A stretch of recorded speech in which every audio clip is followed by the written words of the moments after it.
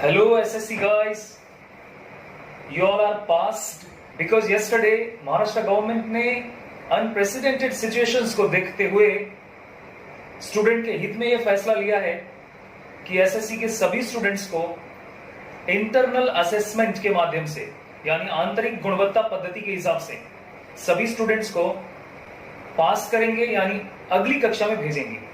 सभी पास होने वाले स्टूडेंट्स को फिर से हार्दिक बधाई।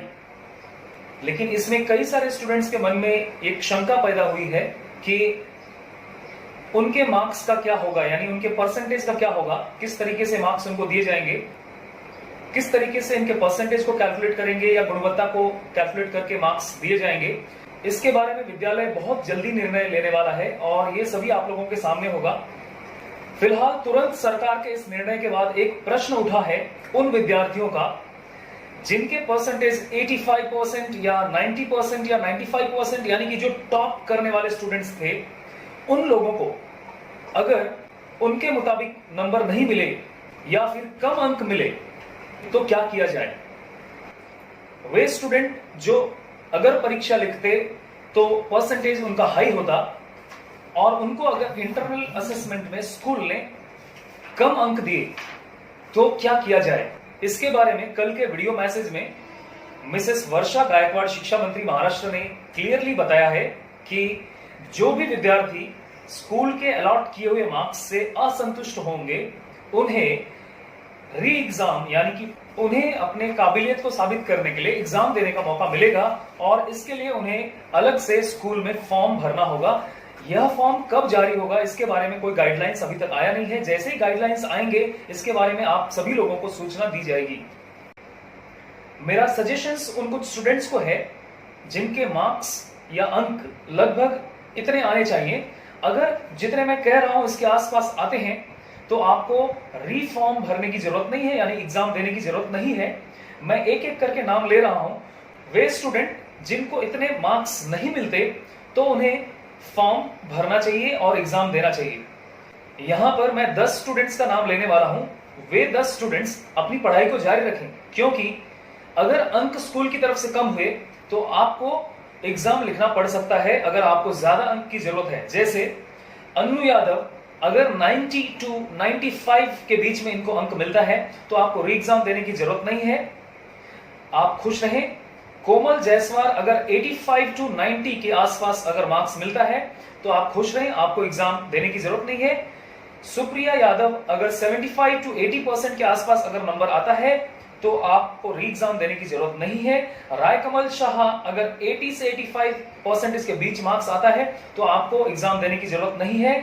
आदित्य चौरसिया, 80 to 85 के बीच में आता है तो आपको एग्जाम देने की जरूरत नहीं है।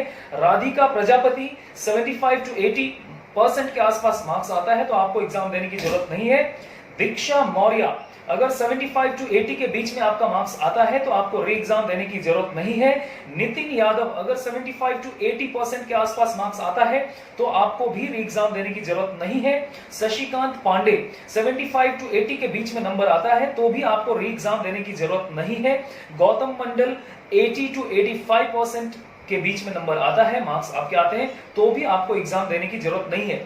हालांकि ये अभी तक पता नहीं है कि कितने स्टूडेंट्स को कितना मार्क्स मिलने वाला है। तो ये जो टॉप 10 स्टूडेंट्स मैंने अभी नाम गिनाए हैं, इनको अपनी तैयारी जारी रखनी चाहिए। वो इसलिए कि किसी कारणवश अगर स्कूल ने इनको कम अंक दिए तो हमें अंक की जरूरत अगर पड़ सकती है। पेरेंट्स जरा इस पॉइंट को नोट करें कि इतने जो स्टूडेंट्स जो अभी मैंने नाम लिया, इनके अगर अंक कम आते हैं तो इन्हें री एग्जाम के लिए डाला जाना चाहिए, क्योंकि इनकी जो काबिलियत है लगभग जो मैंने कहा है परसेंटेज इसके आसपास आना चाहिए।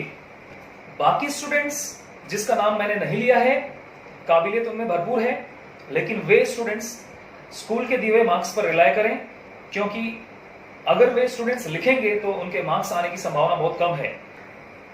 हम ईच एंड एवरी स्टूडेंट्स को डीपली जानते हैं और असेसमेंट के हिसाब से ये मार्क्स आने चाहिए उनके, ऐसा मेरा अनुमान है। टॉप 5 विद्यार्थी अन्नू यादव, कोमल जायसवाल, सुप्रिया यादव, रायकमल शाह, आदित्य चौरसिया, ये 5 लोगों को अगर जितना मैंने कहा है परसेंटेज उसके आसपास अगर नहीं आया, उससे कम आया, तो री एग्जाम में अपीयर होना चाहिए।